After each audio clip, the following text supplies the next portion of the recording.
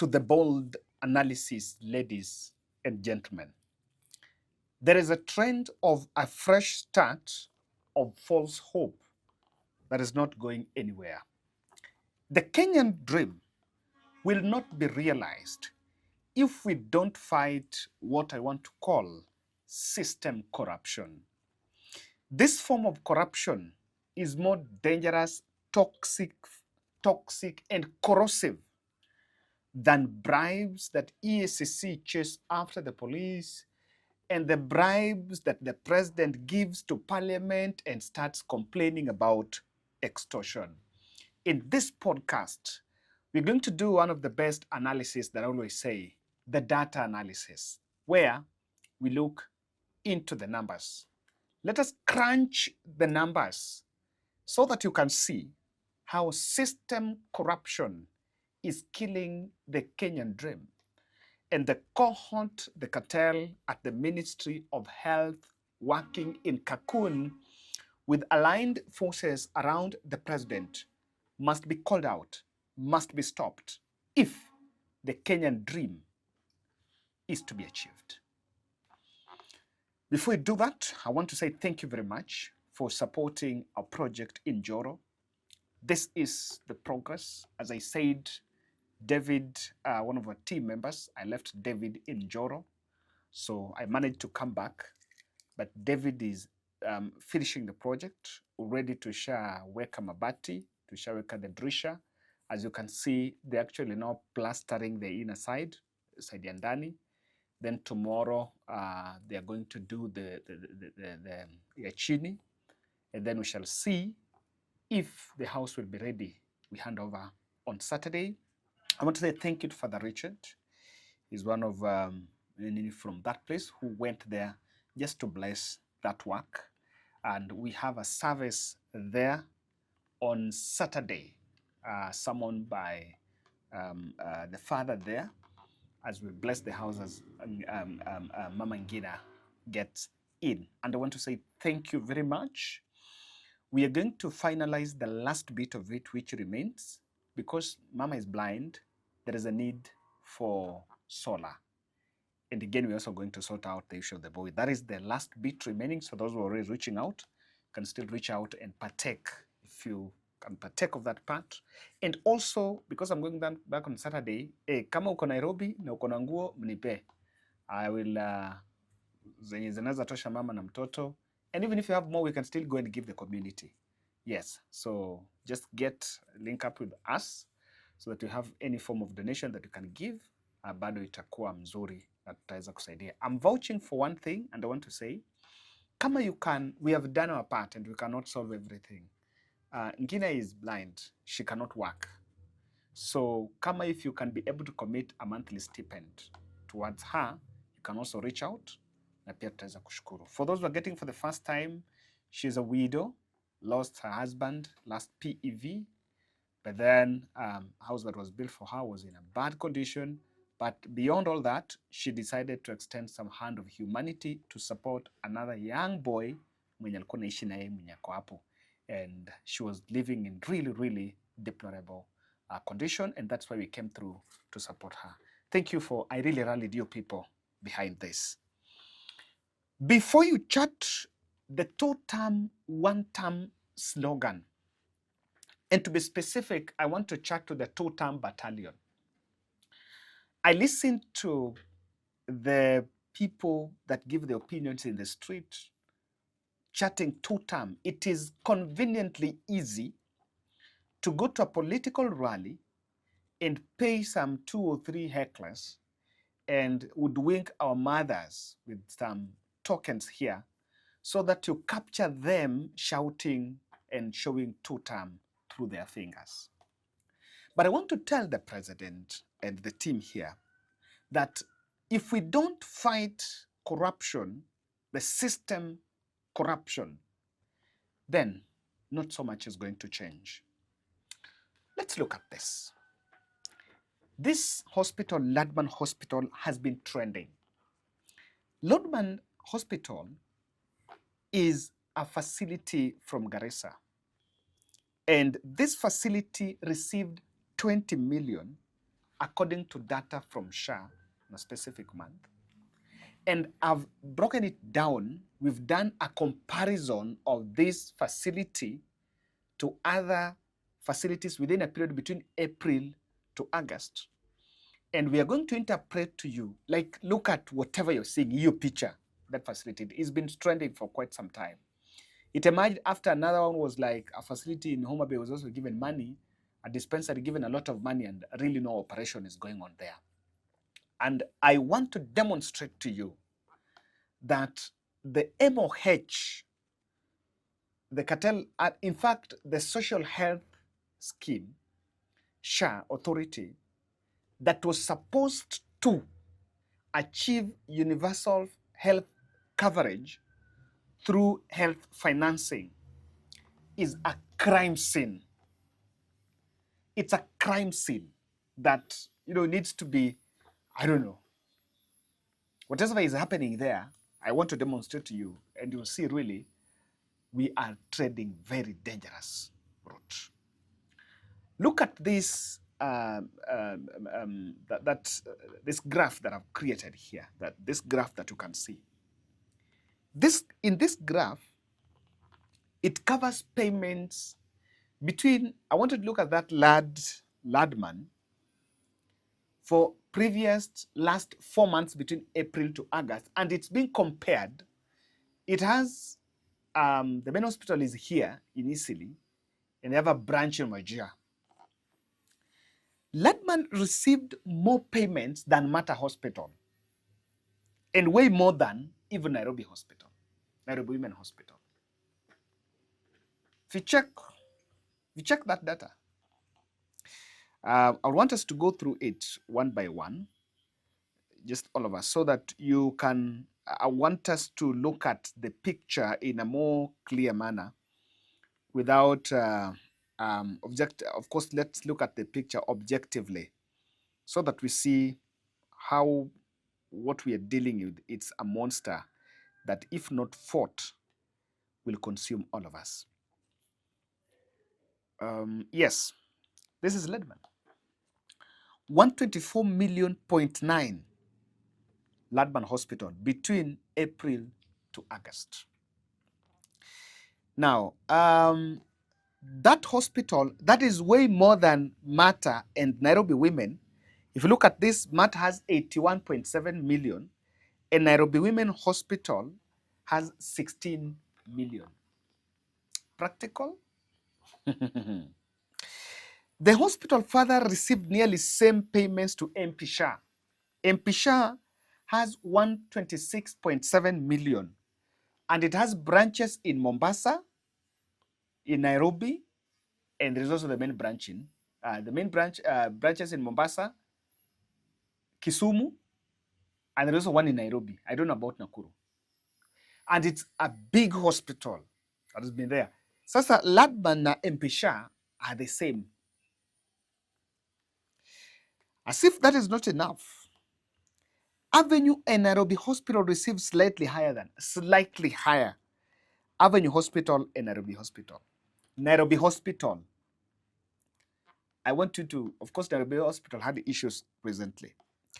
And only the Nairobi West Hospital received significantly higher than Ladman Hospital in my pool of hospitals that I have really realized. If you combine all, some of these hospitals even have branches. That Ladman only has one branch in Wajir. And I can tell you how things. I wanted to look at another data set. I compared the mainstream, the referral hospitals, and 3 of them. This is Moi Teaching Referral Hospital, Kenyatta Teaching Referral Hospital, and Jaramogi. These are three. One in Nairobi, and the others. Now, Moi Teaching and Referral, let's start with Jaramogi, received 63 million. Jaramogi Teaching and Referral Hospital. I'll look at that trend, 63 million. Then look at Moi, 67 million. And then Kenyatta at 70 million. For Kenyans, we are all Kenyans, we visited these facilities. How close is Kenyatta with Tumoi or even Jaramogi? Do you know, in the month of April, if you remember, when we were supporting Mamake Steve, who was sick, in Jaramogi Teaching and Referral Hospital, it does not have an MRI that is working. The MRI machine, and if I'm lying, someone from Jaramogi should just, from that university can reach out and say, Kevin, that's not the situation. MRI haiko hapo. It's not working. You know, in Kenyatta, it has the best pediatric facilities. Kila mtu anapeleka mtoto wake Kenyatta. Hata watu private. And look at the population, even the infrastructure. How many wards do Kenyatta have? Compare that with Jaramogi.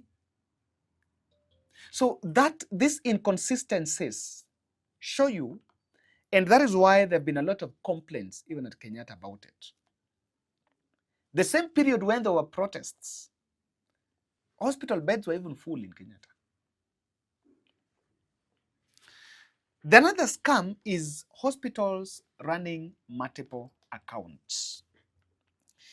And I paid attention to this one. Look at Nia, who I come from Nia. There is Nia Community Hospital, then there is Nia Health Center and Nia Health Center. Two health centers.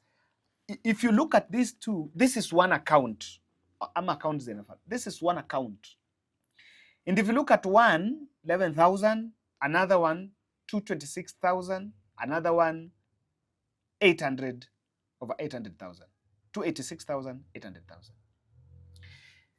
And if you go and check, I can tell you, interact with the data at the SHA portal. This information is in public. This is not something from the moon. If you go to Social Health Authority website, you can retrieve these documents and peruse for yourself. Even my people from here. Uko tukona, I know the one that is inatumika sana, yenye I think kuna have traffic, ni that Nia Health Center, yenye ina serve, that one that is imeshikana na Nia Mixed and Nia High. That one serves high school for the boarding and Nia Girls High School. So that could probably, you can understand. And then there is another Nia Health Center and another Nia Health Center. I know there is Nia Community. Sasa, which is your gani? And in fact, the trend, if you interact with the SHA data, you'll understand there is a trend of hospitals running multiple accounts. But when you listen to, when you look at the story Chege explaining here. Today's Wembe Point is from the Standard paper, the front page paper, about SHA rip-off. Vile pesa za SHA zinakuliwa. Ukiangalia kwa Standard paper, utaona Abdi Mohammed, co-founder and former Radnan CEO, who is the current chair of SHA.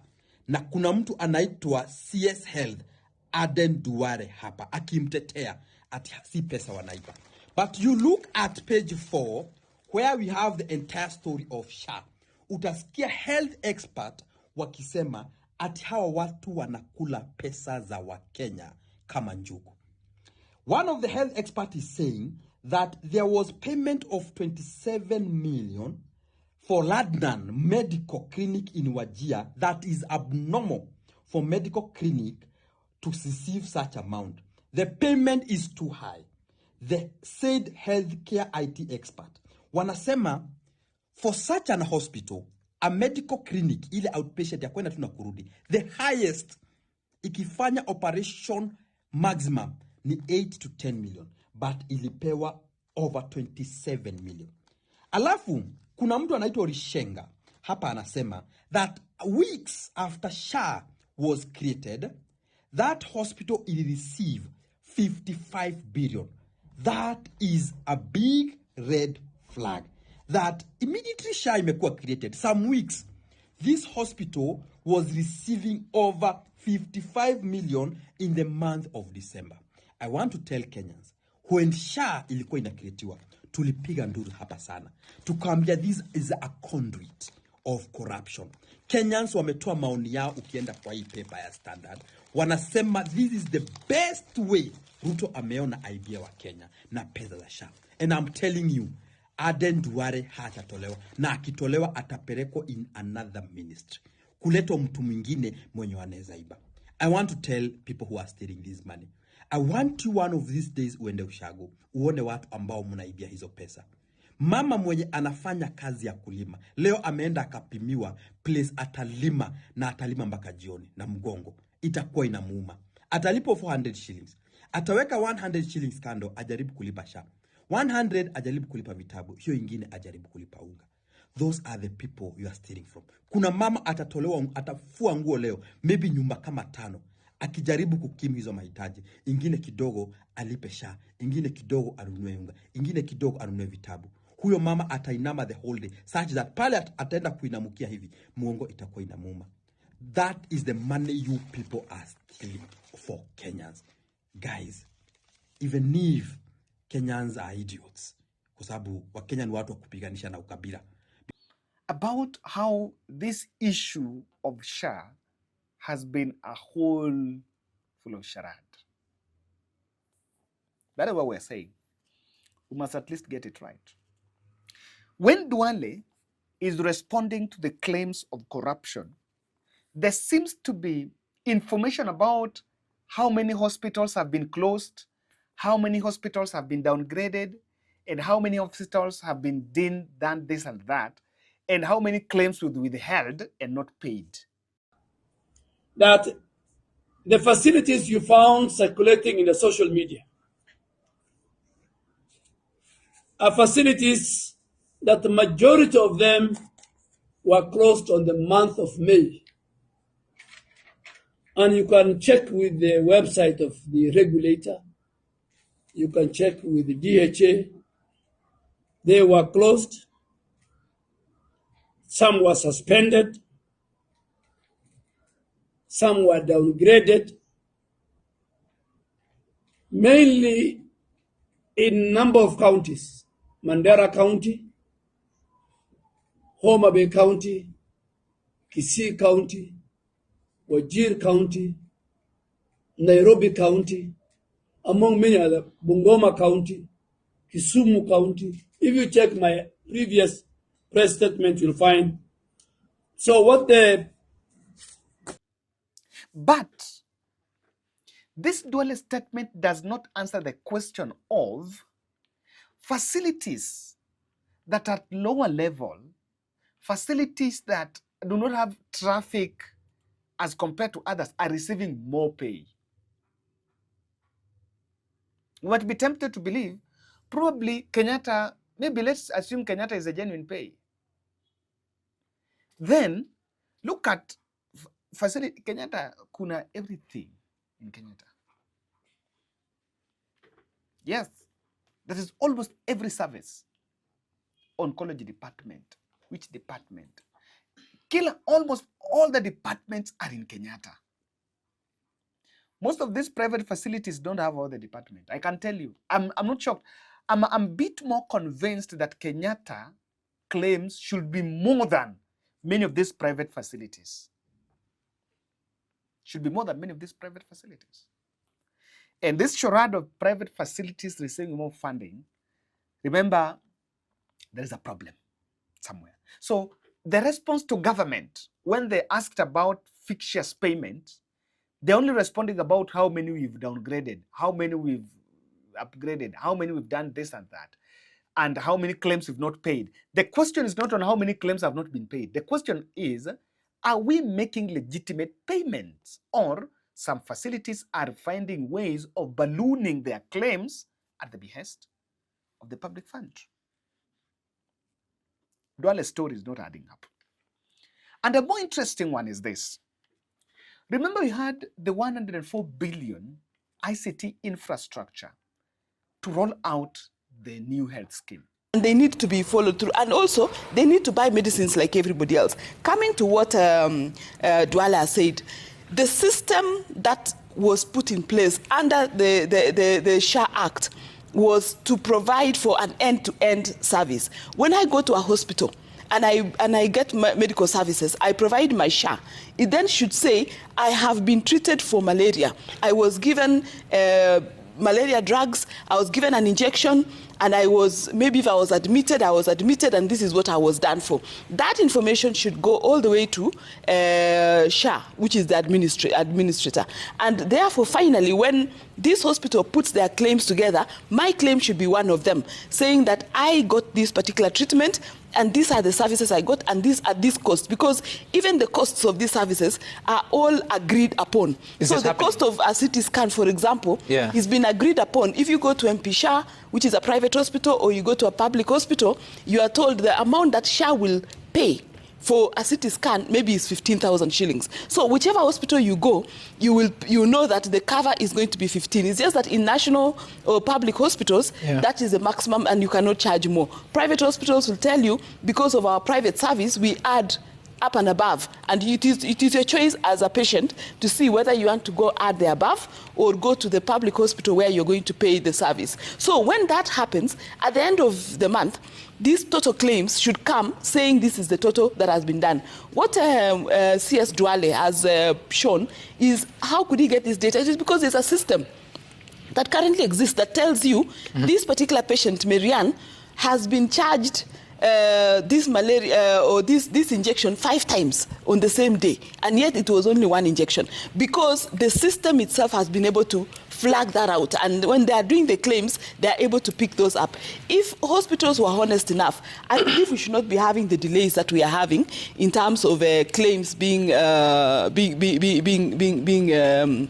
paid back to the hospitals for the hospitals to continue offering the service. And I would want to hear from, especially because now we have county governments here that are practically doing this service, for the claims that they put up, and because there is a system that says within a month or so, I think that was the agreement, after the claim is put, you should be able to receive your payments. For the claims that they put up, because they've told us what they've claimed so far and what they've been paid, but what has been approved, because there's an approval process that goes through to say these claims are genuine and these ones are not genuine. For the ones that are genuine, how long then do they take? Because then that should be the issue we need to be dealing with, to say, if claims have been clearly, they've been approved, they should then be paid within the framework of the agreement that is signed between the hospitals and SHA that says that you pay within this period.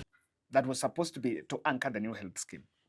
And its primary objective was that it was to integrate health records of patients, so that if you are treated in Mama Lucy, and there is a referral in Kenyatta or somewhere, first, your records will be able to coordinate. Number 2, if you are treated and already you are logged into the system, the SHA guys in the back end will already know Kevin has been admitted in hospital X, he's been treated this and that, and he's left on date X, and this is what is accumulated. But I'm a bit shocked that we are still back to the NHIF thing, where a hospital must sit somewhere in a corner and come with claims.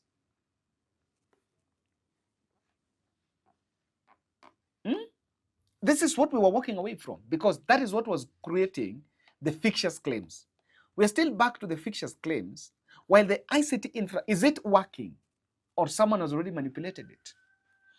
And when you listen to Marianne Keitany explaining how that system works, you will actually see it is being protected, and there is this word system, but you cannot see the intervention of system in ensuring that loopholes of fictitious claims are sealed. I've seen this trending video. Can someone help us confirm that this is Odour Primary School in Homa Bay County? Some of the leaders from that region have been shouting and reminding us, moving around with choppers, chest thumping about how we are in government. Can someone confirm? There's a primary school in my place.